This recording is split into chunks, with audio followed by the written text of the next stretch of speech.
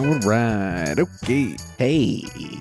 We're at Galli, everybody, in the house. Katie was telling me that you love Adventure Time last time. There's like that little character and you do like his workout butt dance. Oh, yeah. Well, What's Katie. it- what's that called? Oh, God. I think that character just reminds Katie of me. I don't do that dance. She says you do it all the time, or at least that's what I got from the pod. Or Really? The last pod we did. Yeah, Katie tells me everything about you. Yeah, well, that's good. But I've watched that show with her a couple of times, so I'm not too familiar with all. Oh, yeah, the Buff Baby. She says you do this song all the time. I think she does it more Okay. than I do. She made it sound like this is your thing. Like this is No, it's definitely her thing. I'm a buff baby that can dance like a man. I can shake a my fanny, I can shake a my can. I'm a tough tootin' baby, I can punch at your buns. Punch at your buns, I can punch all your buns. If you're an evil witch, I will punch you for fun. Well, that's me. Yeah. So Mhm. you a buff baby? I am is a buff is baby. a thing. Yeah. You look Yeah. like you've lost some weight. You've been working out. Really? Yeah. Actually, I don't know. I feel like I've gained weight, but I have been working out. I think everyone feels like they've gained weight. That's true. Yeah. I've gained weight the past, really since the pandemic, because I relapsed on eating a lot of bad food in the pandemic. Oh, A yeah. lot of people relapsed on drugs and alcohol, but I was actually like vegetarian from early 2019 till middle of 2020. Okay. And the way I rationalized it was like, well, everything's gone to shit. The world may end. Why am I not going to eat chicken tenders? Right. Exactly. And it's all the excuse I needed to be like, okay, I'm just going to eat. Well, the world ending, kind in a way. Yeah. That's all the excuse you needed. Yeah, Yeah. I was eat listening- like garbage. Yeah. Yeah. So you still been working out though, keeping that up. Yeah, I've been better about it. Going to the rec center. Yeah. I was just like, as long as I keep my workouts in, I'll feel less guilty about eating. Yeah, that's how I feel too. Yeah. It's And tough. It's working out for me is why I feel better when I do it. Good for the mental health. Sure. Helps with the anxiety. I sleep better. Yeah. I was just talking to Patrick and I have been doing this. Patrick Scott, Mhm. fellow Puebloan. Mhm. Puebloan. Yeah. It's Puebloan, I think. We've been doing this weight loss challenge, Okay. and he was like, he got me these donuts. And he brought them onto the pod, Yeah. and I threw them in the trash, and I like punched them. But Mhm. we were talking about, he's like, no, let's not pretend you're not going to just go and eat those later. Yeah, exactly. And I got some cookies the other day, dude. Yeah. Just in a moment of weakness, I got some cookies, and they're in a nice little box. Mhm. Threw them in the trash. Last night, I was like, I'm done. Mhm. I'm not going to eat these. This morning, they're just sitting right on top of the trash, just in their box still. And I ate two. I ate two of them. There you go. But Do you you do got to that often? destroy You it. put You got to something- destroy the whole thing. Is what I'm getting at. It's like you Yeah. got to throw fucking kitty litter on it or some shit. Do you do that often? You'll put something in the trash? Not often. No. Not often. Usually, I've been just getting it all out of the house. Mhm. Get it all fucking out of the house. Yeah. But recently, I've just been having more treats around. I try to keep ice cream out of the house, Oh man. but I'm pretty good. That's kind of a thing with Katie because Katie will just eat an entire pint of ice cream Oh, me like too. that, which Yeah. I can too. That's like one serving, really. Yeah, but I've gotten better about Portion control. just having a bite here or there, and I just kind of leave it in there. Yeah. But I've been thinking about it a lot more. It's like, I can't just have a bite. I want to stuff my face. And like, what? Why? I've been exploring why is that more. Like, interesting. I can't just I won't be satisfied with just having a bite of a cookie or half a cookie. It's like, I Well, I mean, want who to has a feel bite of a sick cookie? off of these Cookies cookies. are. I mean, you have to eat a whole cookie if you're going to eat a cookie. Yeah. If you're going to eat a cookie. Yeah. And again, it's like, what I was getting at is I was listening to Craig Ferguson on Pete Holmes' podcast, Mhm. and he was talking about how he's getting older. He's like in his 60s now. Mhm. He's like, oh, there's this pizza restaurant around the corner from my place in New Mhm. York or whatever. And he's like, as I get closer to death, I'm like, why not have a piece of pizza? You Yeah. know, like, what am Yeah. I trying to stay or like look good for in a way? Yeah. Like, am I going to be a model? Am I modeling? I got a movie coming up? No, it's like, then just fucking eat some ice cream or Yeah, that's true. Eat some pizza. Yeah, you got to indulge yourself sometimes. Yeah, I mean, without, not being healthy or whatever. I mean, sure, Mhm. be healthy, but, also a piece of pizza's not going to fucking kill you either. No, it's not. I mean, unless you're, I don't know, to a point where it's affecting your everyday life, and Sure. I mean, it's hard that's for a you little to different. get around, or you're having serious health problems. It's everything in moderation. That's what they say. Yeah. I mean, that's hard for me. It's hard for a lot of people. Even moderation. Yes. Yeah, everything in moderation, even Mhm. moderation. Have you Even heard moderation, yeah. that? Maybe that's just an addict's thing. I was running. Dude, I fucked up my nose the other day. Or last week, I was sneezing so much, I got a little sick. Mhm. And just fucking had Kleenexes or whatever. I guess I didn't get the one with lotion or whatever. And I just fucking got a huge, started off with a chapped nose. Oh, no. And then it just fucking keeps going from there. And Oh, you God. fucking have a big, it's like having a chapped lip that fucking you keep rubbing, or something. It's Yeah, I like know that feeling. getting a cold sore on your fucking nose or some Ugh, shit, dude. Jesus It's the Christ. worst. Yeah, I And hate it's that barely feeling. starting to heal up now. But Mhm. it's like in there too. It's like in my nostril. I got like Oh, a yeah. scab, dude. It's fucking, Yeah, I hate that feeling. sorry if that's like too No. graphic for people, but No. Anyway. I understand that feeling. Yeah, it's terrible. Yeah.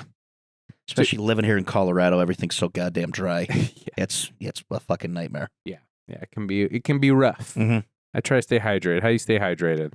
How do I stay hydrated? Yeah. I've been doing a bad job of it recently, but I have a giant water bottle that I got for Christmas. It's not like those water bottles that people have that carry like multiple gallons. I don't have one of those. It's probably, I don't know, decent sized water. I try to drink three of those. Decent size. 3 of those a day. A gallon one? 3 gallons a day? No, not 3 gallons. No, it's not Okay. that bbig. No. Yeah, I got an Nalgene. I try to drink at least 2 Nalgenes. Okay. And then I end up drinking more because I'll have like 3 LaCroix or Yeah. fucking. Yeah, LaCroix is good. Yeah, LaCroix is good. Mhm. Although I've been hearing something about the carbonation doing something to your bones. Interesting. Yeah, I Okay. don't know, man. It's like fucking, sure it's it's better than killed- soda, yeah. right? So fucking give me a break. Yeah, exactly. I'm not smoking. I'm not drinking. I gotta have something. Yeah, exactly. Yeah, carbonation. Yeah. That's the least of your problems. I'm like an addict though. I'm like getting trash cookies and Yeah, getting not proud of it. I want to examine it is all I'm getting at. I'm trying to examine it more. Like what feeling am I chasing? Mhm. When I was drinking a lot during the pandemic, I was like, Mhm. I want to heighten my experience. Like, oh, being drunk would make this thing more funner, right? yeah. That's what I was kind of chasing, and I got Mhm. away from that because it's like the aftermath was too much, and then I was like always chasing this dragon, Yeah. So I've been trying to think about that with food too. Mhm.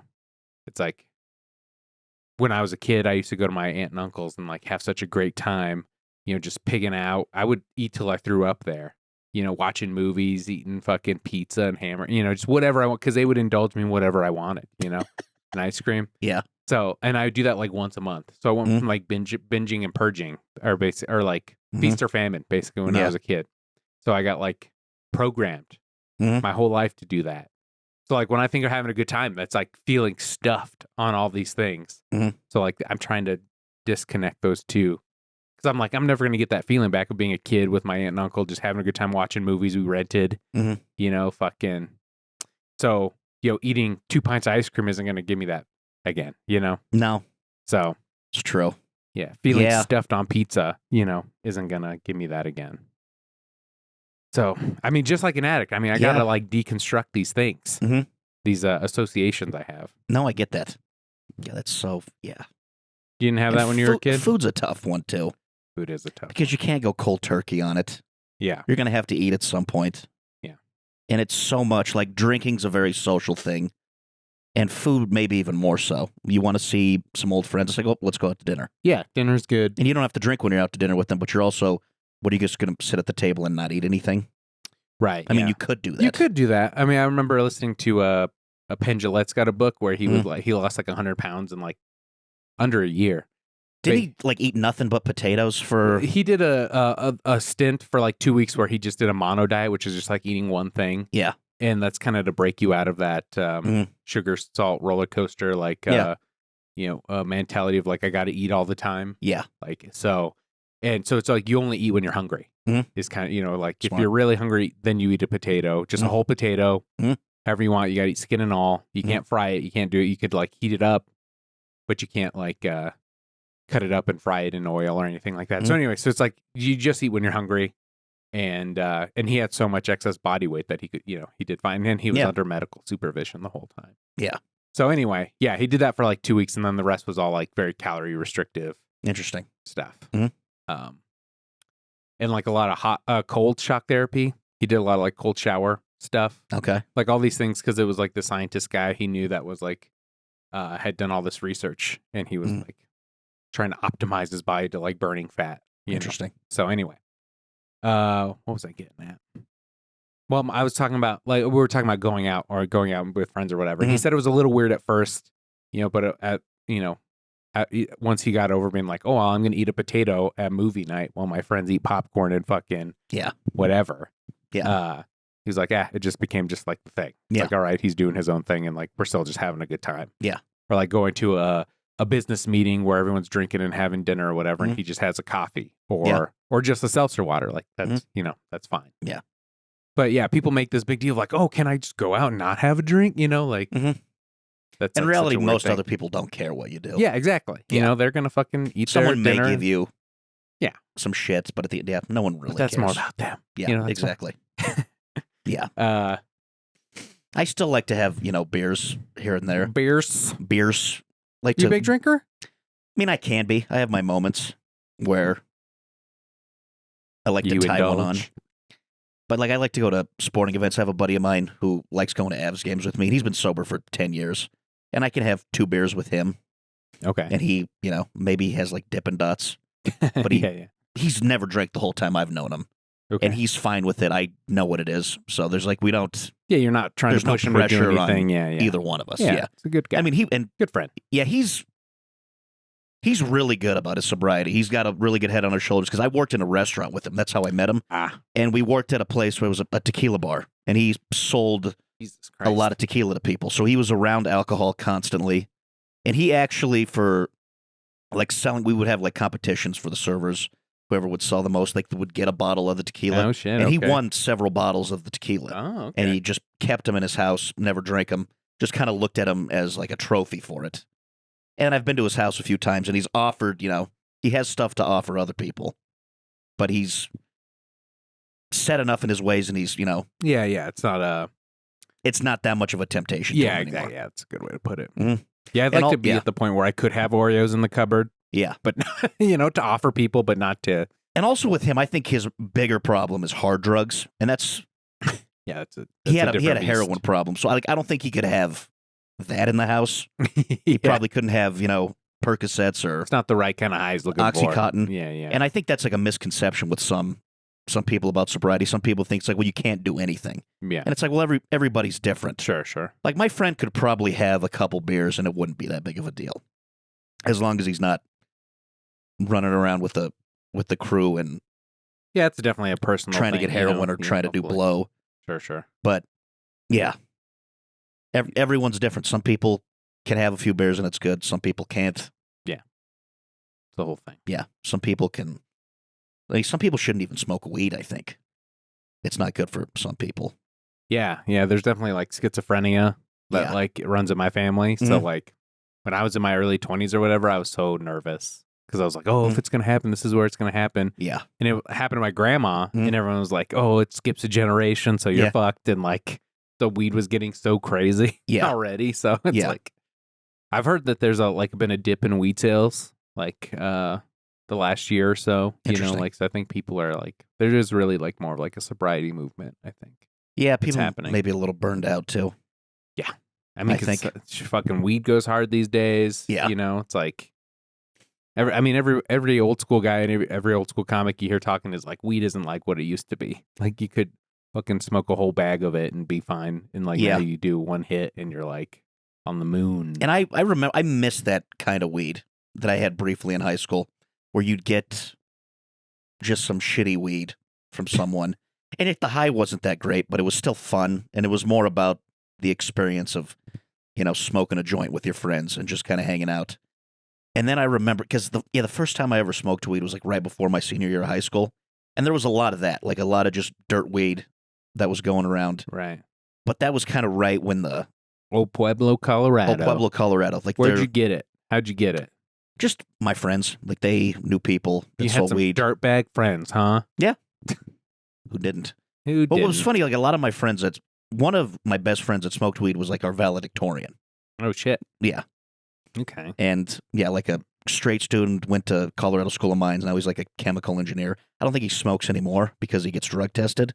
Okay. But yeah, huge stoner in high school. But yeah, would get it from him. And then I graduated in 2008. So like the push to legalize was getting really big at that time. And that's when like the 420 celebrations were probably like the biggest in Boulder or Denver yeah. because it was still like a counterculture thing to do. It was still this like a legal thing.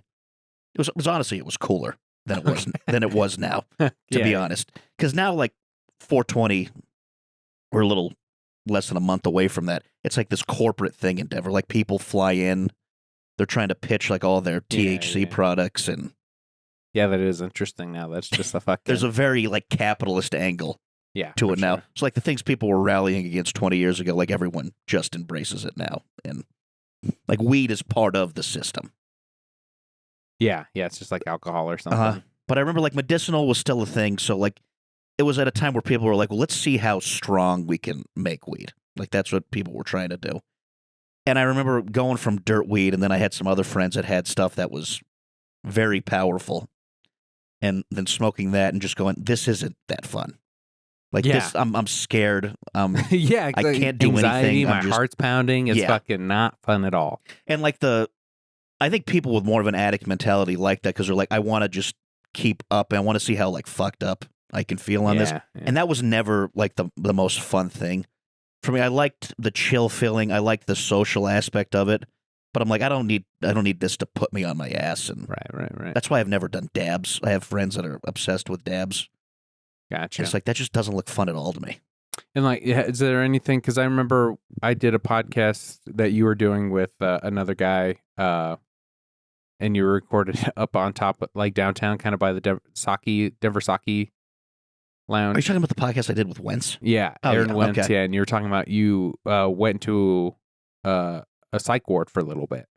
Yeah, I mean, that wasn't weed related. I mean, do you think there was any like crossover with like getting all this anxiety or whatever? Were you smoking at that time? Was there, or was it just? Well, that was during the pandemic, and was it all you, baby? Just 100% Galli? Honestly, that was all me. I think because I wasn't actually when I got out of the psych ward for the first time in a long time. I started smoking marijuana again. Okay, and it kind of helped me, but then I have a tendency with weed, like I'll overdo it a couple times.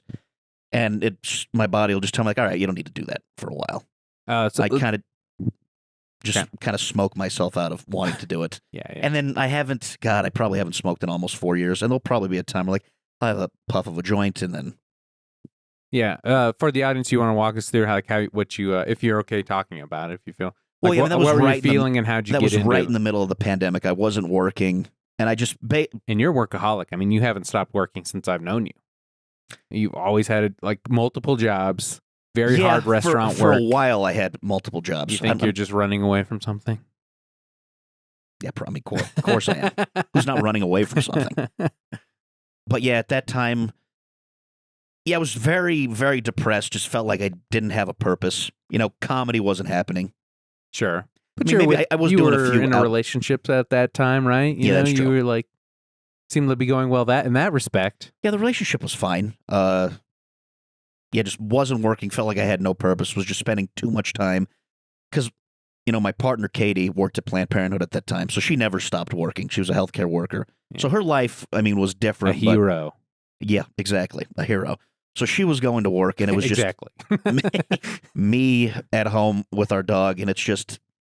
And you got depressed from that. Yeah, and just, thought spirals. Like, I didn't know when it was going to end. It felt like this was going to last forever. And I'm like, am I going to be able to do comedy? I've put so much into this. Is this ever going to come back? What do I have to look for a new career? Do I have to go work for Amazon? And then I was also, I don't know, I was legitimately scared of getting COVID. Sure. For a long time. And then I probably, hyped it up too much in my brain to make it a bigger thing than it actually was. So it was just too much time alone.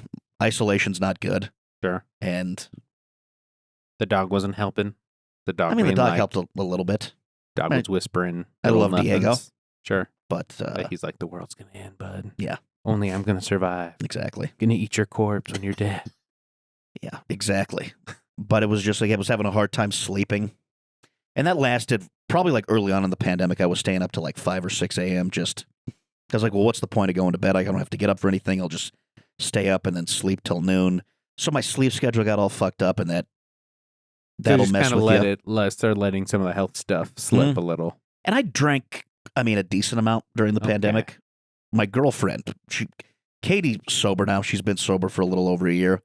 And I didn't realize it at the time, but she was really drinking during the pandemic. And I think it was more, she was still working throughout the entire thing and dealing with a lot, the normal stress of Planned Parenthood on top of, is already mixing enough to make in, anybody drink. Yeah, with a global pandemic. So she was going through a tough time. Sure. A different type of tough time than I was. So, yeah, it just got so bad where I was like, well, maybe I need some help. I have to go. I checked myself in. I was there for about a week. Did something happen? Was there an incident, or were you just like, what was the epiphany? Well, it's just like I was maybe, for like 2 weeks, I was maybe getting an hour or two of sleep a night. Okay. Just wasn't able to go to bed. I went to spend some time with my folks in Pueblo for a little bit. And that was nice. It was good to see them. But they were worried about me. And I was like, well, I just have to. When you're going through something like that, it's almost like being an addict where you have to admit you have a problem, just to say, like, I have a drinking problem, I have a drug problem.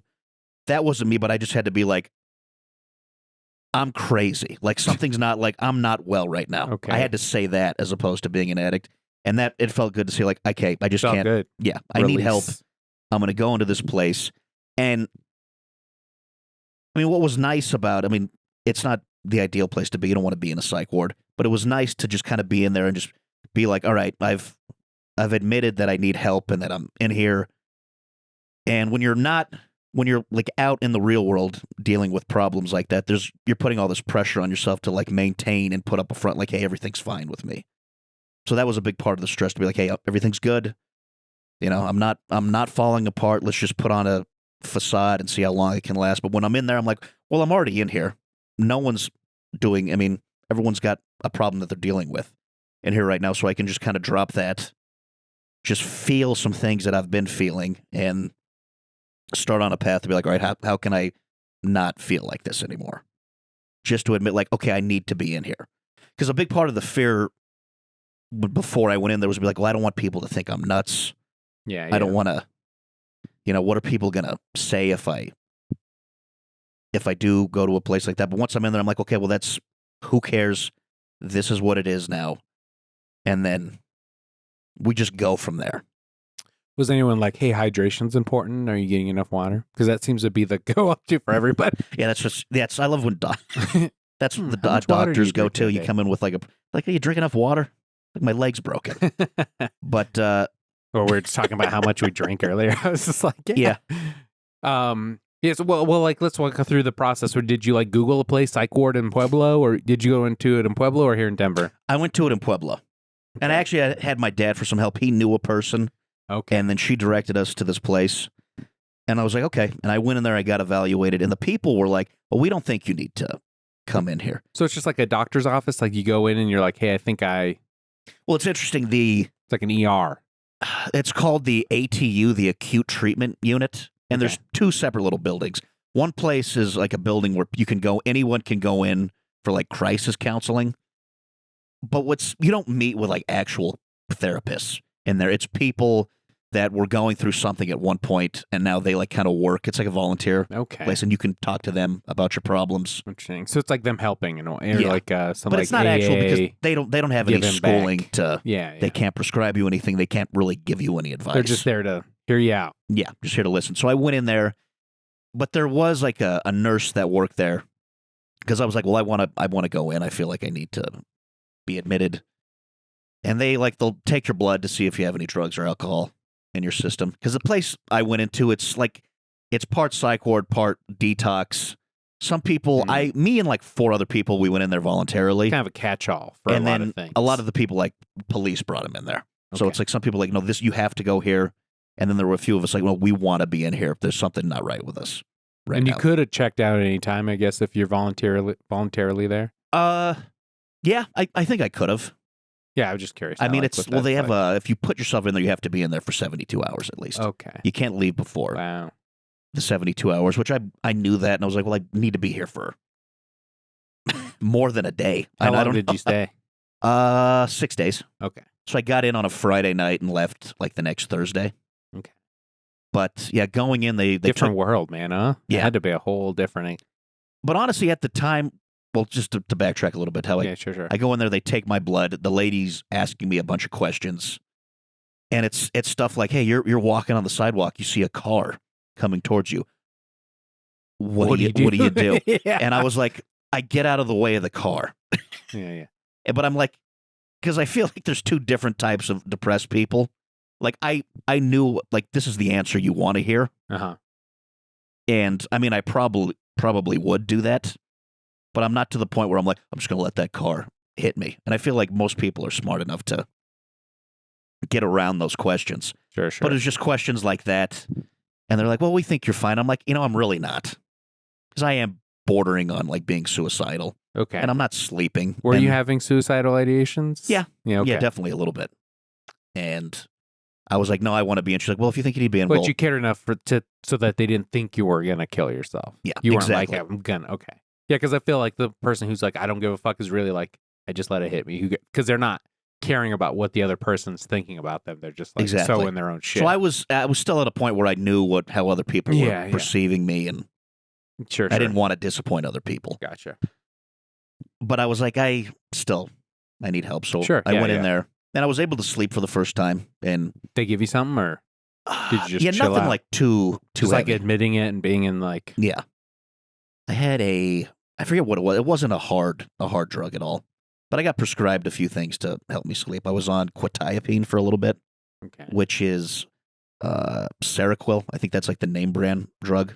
They prescribe it to a lot of people. It's really, I got off that in probably 2 months because it really puts you on your ass and you're just kind of out of it for the first couple hours the next day. But it does help you. It does help you sleep. So I was on that. Then I, got prescribed Prozac, and then just being in there, I'd get one-on-one therapy with a lady via Zoom. She was like in Kentucky. Okay. So you went into like this computer room and you talked to her. Interesting. Not that personal, but she was good. And then there was like group stuff you did the whole time. And what really helped is just being around other people.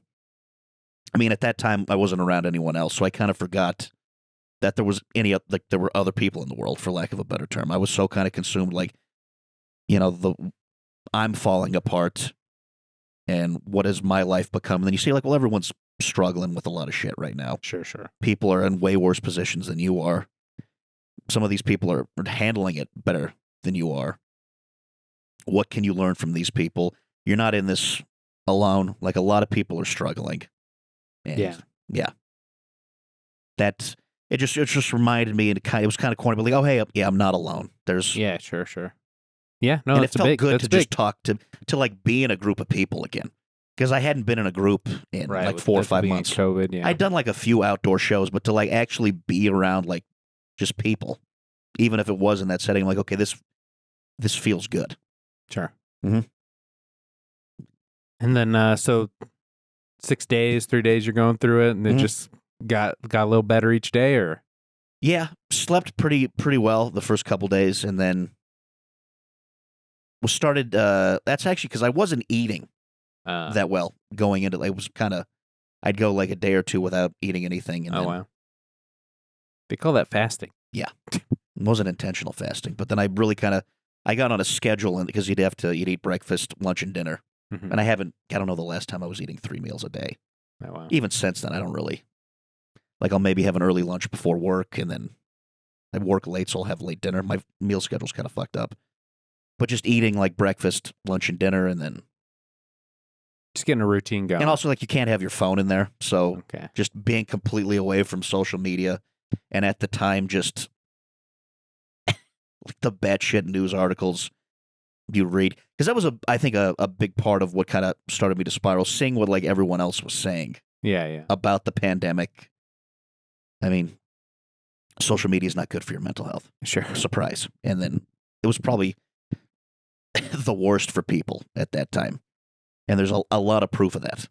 So I how mean- did Katie feel? Like when did you tell her, or were you already in and you're like, hey, I'm not coming home tonight, or like you don't Well- get a phone call, right? Like you don't. I mean, I told her before. Yeah, you're when I like, was hey, this something's I'm gonna- happening. Yeah, I'm going to admit myself. And I mean, she's obviously sad, but at the same time, she said, well, if you need, like, proud of me. Was she like, then we're breaking up? No, she didn't say that. Fortunately, but yeah. she was like, no, that's good. You need help. That's great. Okay. It's like, I'm proud of you for doing this. Like, this is hard. It was very Sure. hard on her, obviously. But it's like the help I needed, she couldn't give me. Right, yeah. And it's not fair for me to ask her to do that. Yeah. So You came out, she picked you up, and then you went and planned a bank heist or something. I feel like it's like Yeah. getting out of prison or something. what was interesting is I was away from her for about 3 weeks because I was with my folks for about a week. Okay. And I was like, well, I probably need some help. Then I was in the psych ward for a week. And then my sister was getting married a week after that, Oh, shit. kind of in Coachella, Colorado, kind of close to where you're from. Yeah, I haven't heard that. And I was like, well, I'm just going to stay here. They had a bunch of stuff to do to get ready for the wedding. I'm like, I'll help. It'll give me something to do. I'll just help get ready for the wedding. They're like, let There him was a lot string of popcorn onto this And there was a rope. lot of shit to do. So I did that. My sister got married. Then I came back up here to Denver. Gotcha. Yeah, so it was close to it was almost a month, really, from when I had last seen her.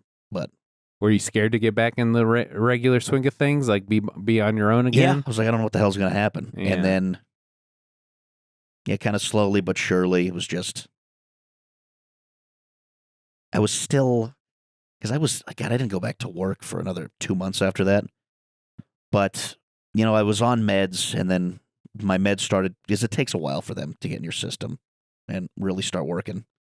But I came back, I was on the meds started to help, and then comedy came back a little bit stronger than it has been. So I was doing maybe a show a week, Oh, wow. which felt good. And then, just kind of walking Diego, I started work, because I wasn't really working out when I was very depressed early on in the pandemic, but I started going for runs again, started doing yoga outside, and that helped. Getting the sun rays up your butthole. Getting the sun rays up the butthole. It's a big one. And just kind of slowly but surely, I wasn't constantly depressed. And then I started working again early November, and that was good to get back into a routine, kind of get out Normalize, in the yeah. real world. And then, And now we're here. still picking up the pieces. Oh, yeah? Do you feel like that? I mean, yes and no. Okay. That was kind of an opening thing where it's like, hey, you're never going to be totally okay, and just kind of having to, It's like something to be vigilant about. in a way. having to accept that. It's like, hey, you're mentally ill, you have issues, deal with them when they arise. Sure. Don't ignore them. Gotcha. Mhm. Yeah. So you still on any medication now? Yeah, I still take Prozac. And that's just an antidepressant? What's technically fluoxetine. Prozac's the name brand of it. Yeah. It's the same drug, though. Okay. It's And- funny that there's name brand antidepressants, and then you have the generic stuff, but it's literally the same. Mm-mm. It's a way to market it. For sure. Yeah. So you think it makes you funnier? Less funny? That's a good question. I don't think it makes me less funny. I think it helps with comedy. Just being able to write a little bit easier and having just, thought patterns that are a little bit more clear. But I was worried about that early on. I'm like, is this going to take away any edge I have or my sense of humor? Am I going to be a dull person? And hasn't done that. All Prozac and no play makes Brad a dull boy. Yeah. I'm still, still cynical. I can still get angry. Because Yeah, a big part of comedy is feeling emotions towards certain things. sure. What's something you're angry about? You can make a joke about that. What's something you're happy about? And I can still feel all those emotions and make jokes about it. Did you watch Gary Goldman's special, The Great Depression? I haven't. It's on great. HBO, right? Yeah, it's very good. I need to check that out. Yeah, I I like listened Gary to his Goldman. book too. I met him last month. Oh, really? Last he was month?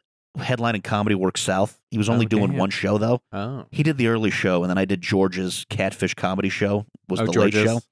So he was still in the green room, and everyone that did George's show, we met him. He hung out for a little bit. George's show is like a improv-based comedy thing. Yeah, where you the pick audience members, names out of they a write hat. suggestions on a piece of Yeah. paper. They put it in a bucket, and every comic, they kind of pull out the papers. You riff on what's on the paper. You can do crowd work. It's just you do everything but material that you've written. Gotcha. That's pretty much the premise of the show. Most people good at it, or is it kind of shitty? I I- did one of those shows, Yeah. and I felt like I rambled a lot. I was like, "You're just gonna ramble till you find that you're a funny guy. You're just gonna be funny." And Well, I a don't big think part I didn't get invited back. Let's say that. It's not my bread and butter Okay. of what I normally do. I have my act. I write my jokes, and I Yeah, feel like very, very funny, written that's out what I like to material, do. Like When I think of smart people doing smart comedy in Denver, I think of you. I think of me too. But no, what I really liked about Georgia's show is you could riff off of what the comics before you did. Oh, okay. And I went up towards the end, and that's where I had my most success.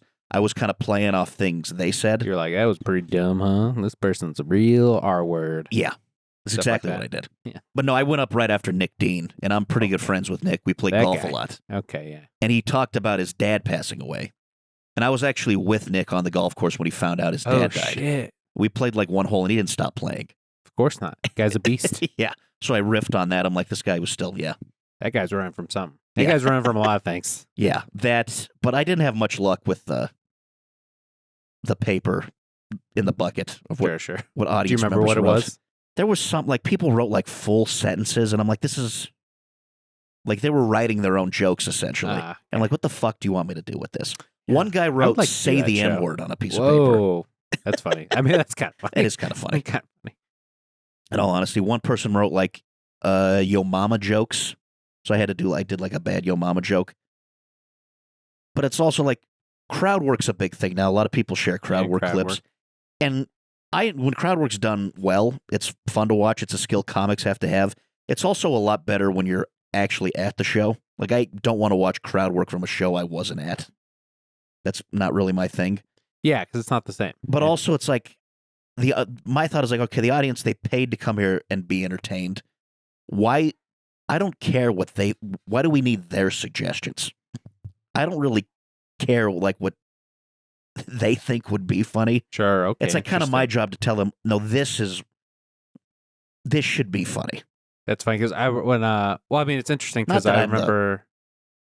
Not that you're the arbiter of what's funny or whatever. Yeah, exactly. Well, I don't know. I was talking to Sam Town a long time ago. I was writing a paper in college and I interviewed him Mhm. for that. And he was saying that like the Denver style is shut up and let me be funny.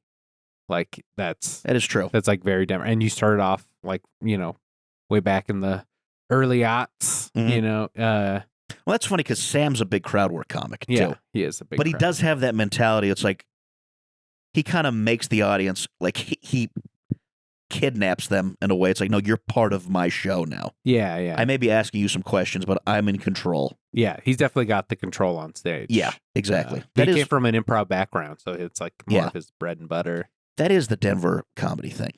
Is shut up and let me be funny. Yeah. Yeah, because I mean, all those bar shows, like Matchbox Mhm. on fucking Sunday nights, the Squire, Lions Mhm. Lair. I mean, they're all rowdy bar show. I mean, like open mics in a fucking rowdy bar. So you got to do something Mhm. to like get their attention, one, Mhm. and then get them to keep paying attention to you. So like being that authority figure, I think goes a long way. It's true. Uh, And I feel like that's changed a little bit. Yeah, I mean, none of those roast kids that came up after COVID go to Lions Lair. They don't like it. They don't Yeah. do it.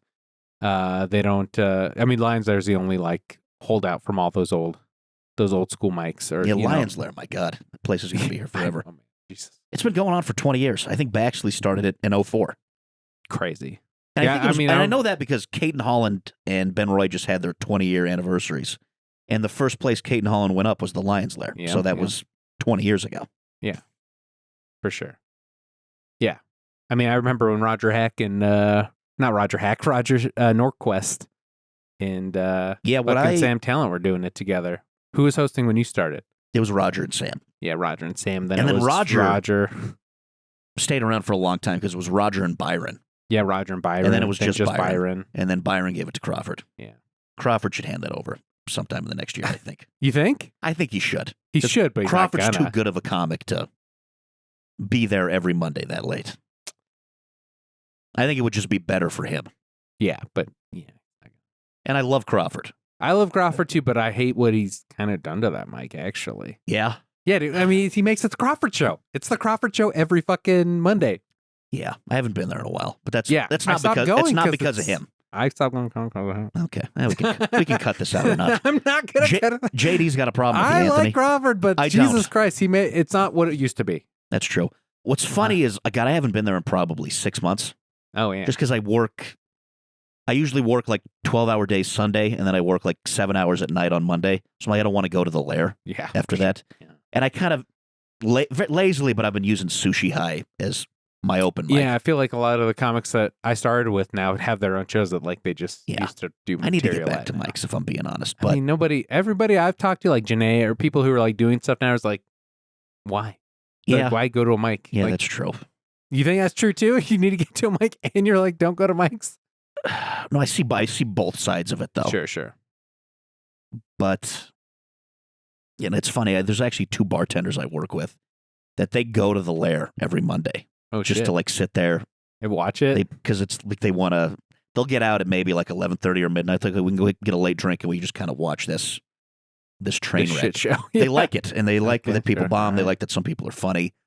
Yeah, but one of my coworkers, Ramon, it's like my buddies Ramon and Yamin. They go there, All right. and Ramon almost got into a fight with like 5 of the comics a couple weeks ago for something that he said. He referenced a line from the movie Coming to America with Eddie Murphy and Arsenio Hall, Mhm. and no one got the reference. They thought he was saying something else.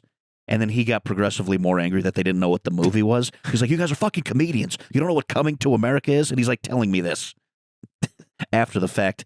And I was like, how old are you, Ramon? He's like, I'm 47. I'm like, there was kids at that mic that were born in like 2001. Right. Yeah. They have no idea what that fucking movie is. You're referencing a movie from the early 80s. last decade, bro. Yeah. He's Or, I like, mean, well, they should last fucking know century, what that not movie is. I'm like, decade, okay. century. But it's just funny that, well, the Lair still hasn't lost its edge. You know, audience members Yeah. and comedians are still Yeah, still going at it. fighting over dumb shit. I like that there's one mic still doing. I mean, going for it. So Yeah, it's it's nice to have that.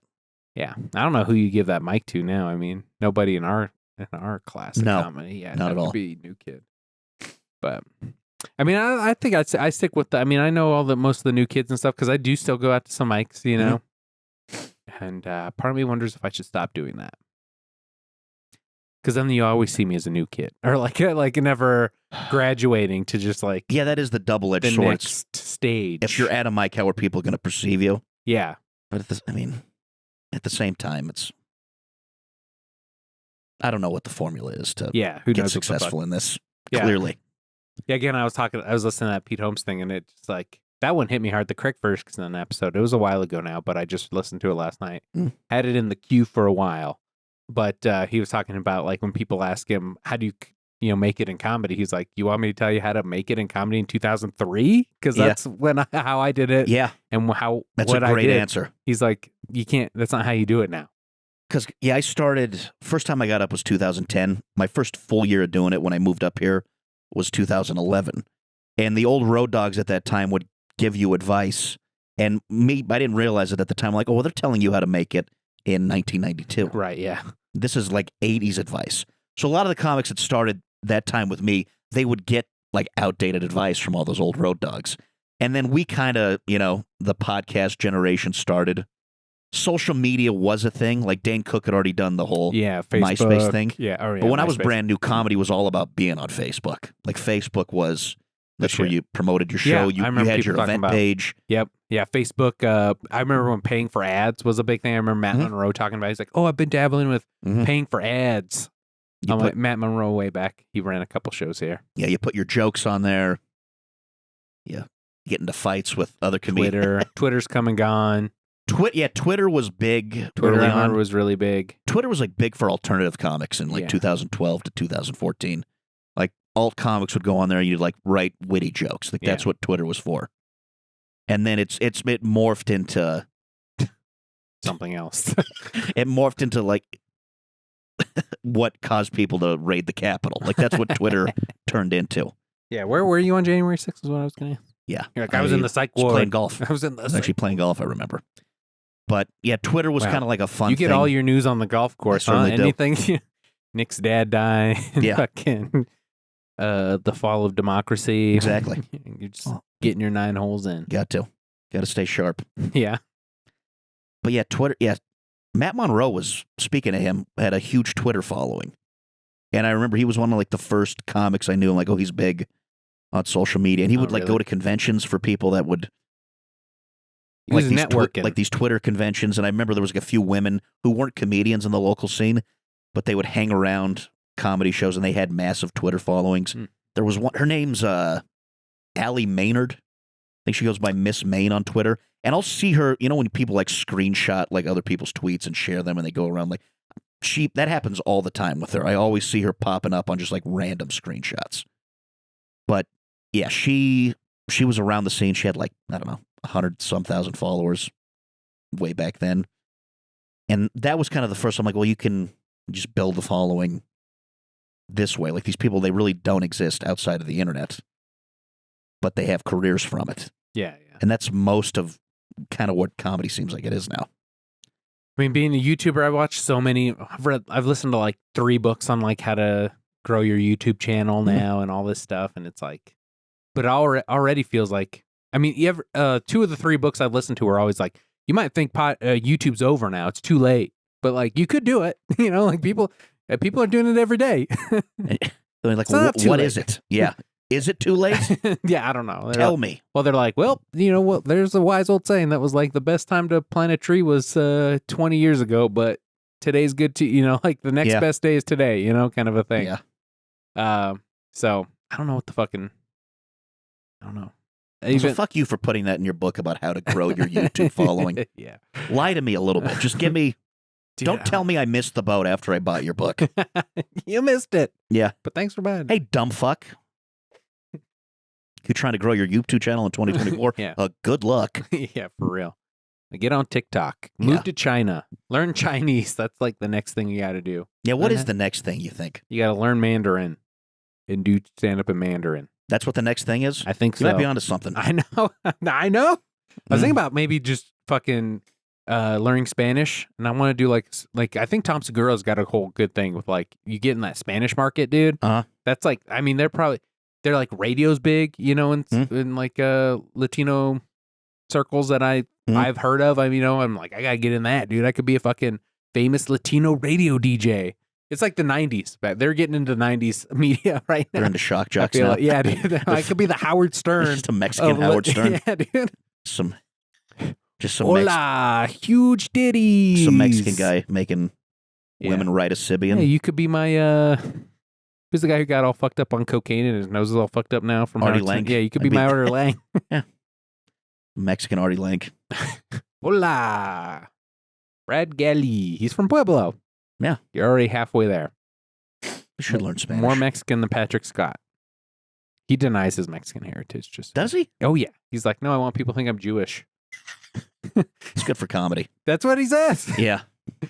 It's a whole Mark Norman thing.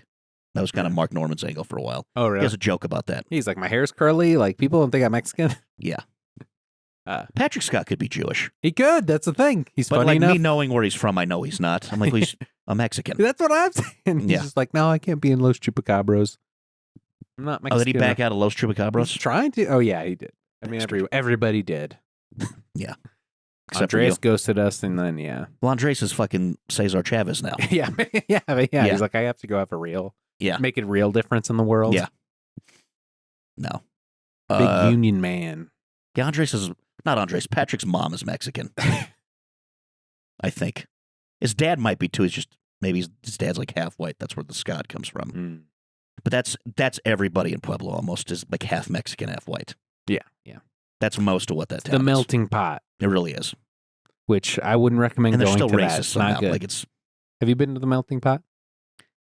I don't think it's around anymore. I think it's shut down. There's one in Louisville. We went a couple of weeks ago for my... No, I'm thinking of a different place. No, I haven't been. Yeah, it was terrible. I'm thinking of the Dipping Grill. Mm. Whatever that place was called. Yeah. Vesta Dipping Grill. Vesta. I do remember hearing something about that. That place shut down in the pandemic. But good. Yeah. I think all fondue places are fucking scams. There used to be a fondue place kind of by Comedy Works up on 15th. Mm. I think it's an Ace Hardware now. Nice. But it was a fondue joint. I do remember walking by that Ace quite a bit. Mm-hmm. When I worked downtown and I lived on like 14th and Calumet. Mm-hmm. I used to walk to work every day. Nice. Yeah, it was great. I've never been to a fondue restaurant. Dude, it's terrible. If you're going to do it, just get the appetizers, which is just bread and cheese, because they just bring out like pots, and the waiter's just making, stirring it up while it's heating on your table. And then they just got like broccoli, bread, 2 different types of bread, yesterday's bread. They chopped up into little pieces, cauliflower, Yeah. carrots. That's the best part. The chocolate part at the end is pretty good, Uh-huh. I guess, as long as you don't get like a boozy one. I thought the You're boozy just one was eating. too You're just much. dumping shit and cheese. That's Yeah, the you're whole just- meal. Yeah. Yeah. And then then the main course is they bring out raw meat that you put in the boiling broth for a certain amount of time. They make you time it yourself. They have it on the menu, like, I hey, hate that. steak 3 minutes, Mhm. a chicken 4 or whatever, Mhm. a shrimp so much. It's like, and they got the kids menu. You know, it's like the kid's gonna fuck this up and get food poisoning. Yeah.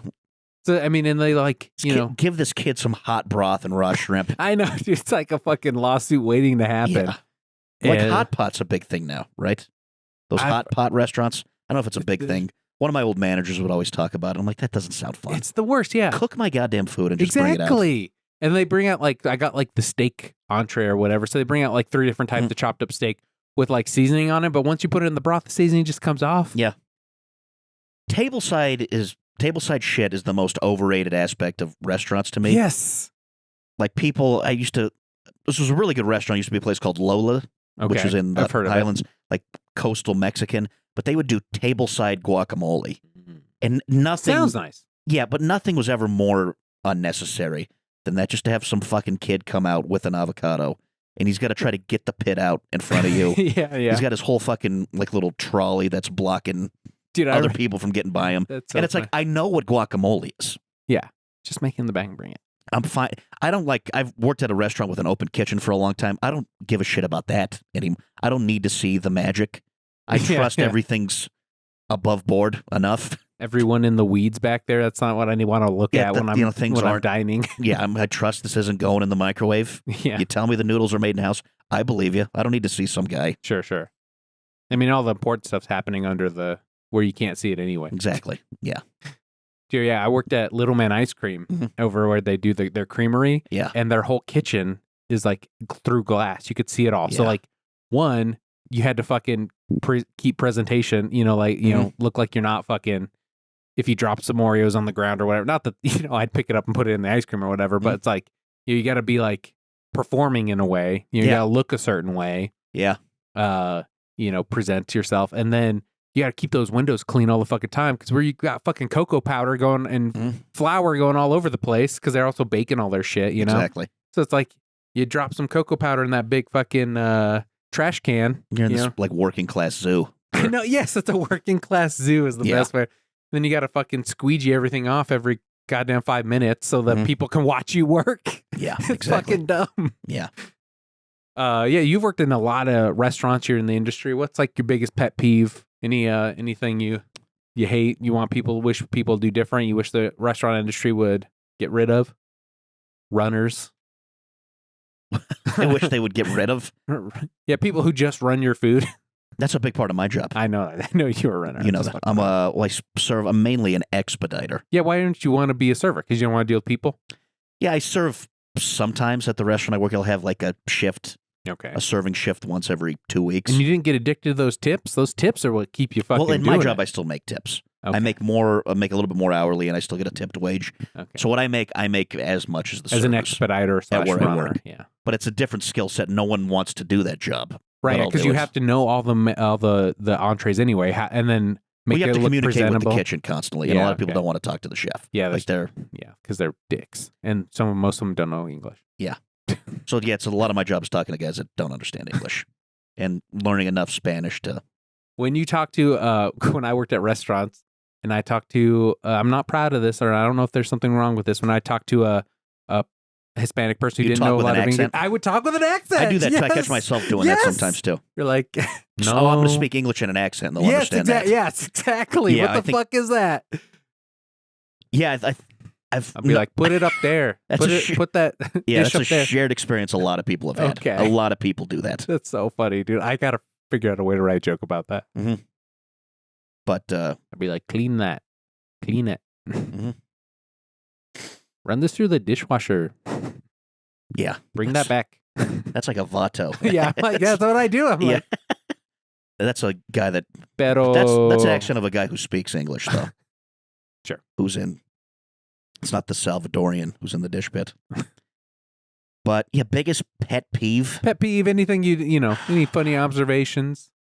about like customers or like the industry the whole itself. thing, yeah, overall, anything that comes to mind, you know. My biggest pet peeve with people. I mean, I used to have a lot of them. I would just say, wait till your table is clean. Don't try to sit yourself at a dirty table. There's nothing wrong with waiting for a table for 15 minutes or even 20 minutes. Wait until table's clean, someone's ready to see you. There's worse things than waiting for a table, is what I was, because some people want to be sat right away. They don't understand that the restaurant's very busy, though. So they'll get sat, and then they'll sit at their table for 10 minutes and wonder why no one's come over to greet them. It's like, well, they're dealing with a bunch of other things. But I guess basically what I'm trying to get at is, like, if you go out to a restaurant, realize there's going to be other people eating at the restaurant. You're not the top priority. Sure. Here. Yeah, I've been a little more salty at restaurants nowadays. After post-COVID, dude, no one knows how to serve. There's no customer service. Yeah. Like, have you been dealing with that? Like, all these young kids that are starting, like, don't know how to do it. You got to keep your head on a swivel. You got to fucking help each other out. You got to fucking, get to people right away. At least acknowledge them. Like, hey, I see you.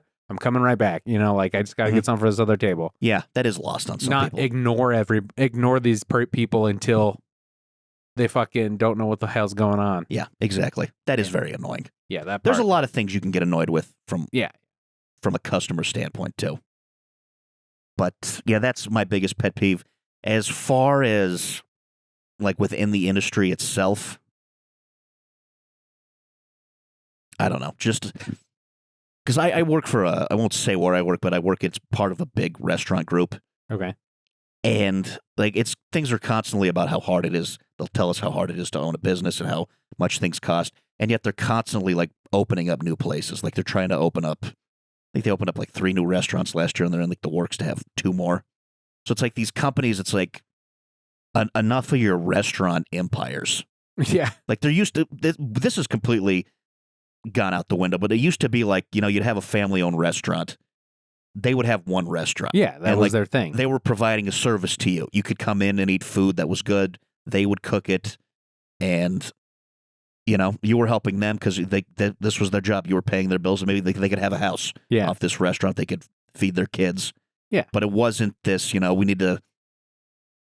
It's somehow franchise. It got into someone's head. It's like, we have to be a conglomerate because that's just what you do in America. Yeah. Everyone thinks they're going to be fucking Jeff Bezos. Like, that's the goal. It's like, you just have to be bigger. And, fuck your staff. It's not about them. Just try to grow and make this thing as big as you can. Yeah. It doesn't even matter if it's good. Right. Like, a lot of the places suck. Like, food at a lot of restaurants sucks ass. But it's just like, well, it's just get the location, just get more of them, charge people out the ass for the food, because what are they going to do? Yeah. They want to eat. They're in town. They're not, staying at a hotel. They're not going to cook. Shows like The Bear. Like, I've watched both seasons of The Bear. That show annoys the fuck out of me, too.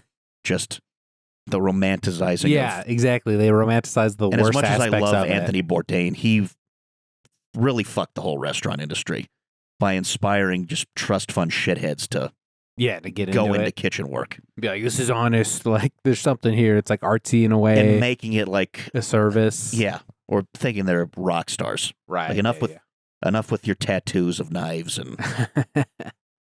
Come on, I'm gonna have a whisk right here. I'm gonna put a whisk. Yeah. All right. A lot of the same problems with comedy, honestly. Yeah. You deal with chefs. Thanks, Mark Maron. Yeah. No, who? Sam Kinison, maybe? Made everyone think they were rock stars? Yeah. Dice. Or comedians. You have comedians trying to be cool. Yeah. Dice. But Dice and Kinison were almost like. They were like characters. Sure, yeah. But people think that's that. Yeah, that's true. That's what it is. But you see comics now. Yeah, that's true. He was like, cool guy in the 90s or early 2000s. Early aughts, yeah. Yeah, for sure. I was on the Dane train. I like Dane too. Yeah. I like him more now.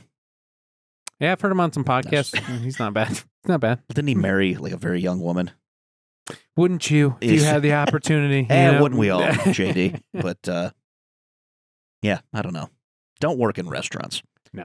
I feel like a lot of people, that's part of the reason service is being bad too. Like, people who were good that worked in restaurants just got fed up with it. Yeah, it's the worst. So like, well, fuck you. I'll I'll go learn sell tech. insurance or Yeah. I'll get into tech. Yeah. That's what my wife did, basically. and that's what I worry about. It's like, because I don't want to work in restaurants forever. I'd still like to go out to eat, though. Yeah. So I'd like, I'd like restaurants to be a thing in the future, and people make a fair living wage. Yeah, let's have robots make it. Can you think a robot can make a lasagna as good as an old Italian lady? At some point, yeah. Yeah, I hope so. Yeah. A robot can come out and make guacamole in front of your table. That would be something. Might be a little more efficient than a young boy, It's true. young man who just came out of the dish pit to come do Honestly, give the robots those jobs. I'd be fine with that. I As know, opposed to writing TV shows this. Yeah, and making art. for real. Yeah. It's like that classic thing I've seen it pop up online. Is like the future I wanted wasn't us doing like hard labor jobs while the robots got to paint Yeah, and write poetry. for real. Yeah. That's like, yeah, what is that? Yeah, I remember we went to like an apple orchard earlier in the year or whatever, Mhm. and it was like you can't get a robot to pick apples because it's can't pick them without bruising them or like whatever, Yeah. or peaches or whatever. Mhm. Like, so you got to have a person doing it. Mhm. Like, let's figure that out versus Yeah. yeah, Well, have a person do it. Just pay the person yeah. a fair wage, but they're Whoa, let's not severely get underpaying crazy that now, person. Brad. Okay, you might need to go back to that psych ward. Yeah, that's true. Jesus, Boy, he's talking crazy over here, everybody. damn true. And also, money's fake. We have to stop pretending like it's like we don't just print more of it I know, really. when we right? want it. Like Yeah. a man, I can shake 'em, my fanny, I can shake 'em, I Well, can. this is what I'm a your toot-tootin' baby, girlfriend I can sees when punch she your sees you? buns. Yep. Punch your buns, I can punch all your buns. If you're an evil witch, I will punch you for fun. Whoa. We really did a number on the Japanese. Is this a Japanese cartoon? I think it is. I mean, Yeah. it looks kind of anime-ish. I don't know what the fuck's going on. They should here. just play that at the end of Oppenheimer. I can punch your bun. Have you seen that movie? No. I watched that with Katie a couple depressed. weeks ago. It's the most interesting, boring movie I've ever seen. Mm. Like, it held my attention for the full 3 hours, but it was like boring. I can't describe it. Yeah. Did you watch Summer Flower Moon I or love whatever? Killers of the Flower Moon. You Yeah, loved it? I loved it. I Also thought- seemed too depressing. Yeah, no, it was. I loved De Niro in it. I thought he was a perfect Do you piece think of you shit. just liked it because you liked De Niro? You gave it a lot of leeway because you I liked love De Niro? Scorsese too, and I liked the story that it told, and it didn't pull any punches about how awful, like what those people did to the Osage tribe. Sure. And yeah, you haven't seen a lot of that. It's kind of showing you like, oh, this is a very horrible thing in American history. So you weren't against seeing Robert De Niro and Leonardo DiCaprio being the bad guys? I thought they were good. You thought they were good guys? No, I thought they were good in the roles. I'm like, no, they're the yeah. No, they were obviously in the right. What are you talking about? Yeah, what are you talking about? Yeah, Brendan Fraser was good in it. Oh, Brendan Fraser was in it? He plays a lawyer. Okay. Lily Gladstone, I wish she had more lines, like a bigger role in the movie, but I thought she was great in it too. Should have won the Oscar? Who won it? Oh, Emma Stone. Oh, for Poor Things? Yeah. I feel like she should have won that. She was good in that movie. I liked Poor Things. All right. It was entertaining. More so than Flower Moon? I don't know. I don't know if it was more Mm-hmm. so entertaining than Killers of the Flower Moon. I really liked that movie. Just like the way it was shot. Looked good. And it's also a story I wasn't familiar with, so to... Sure.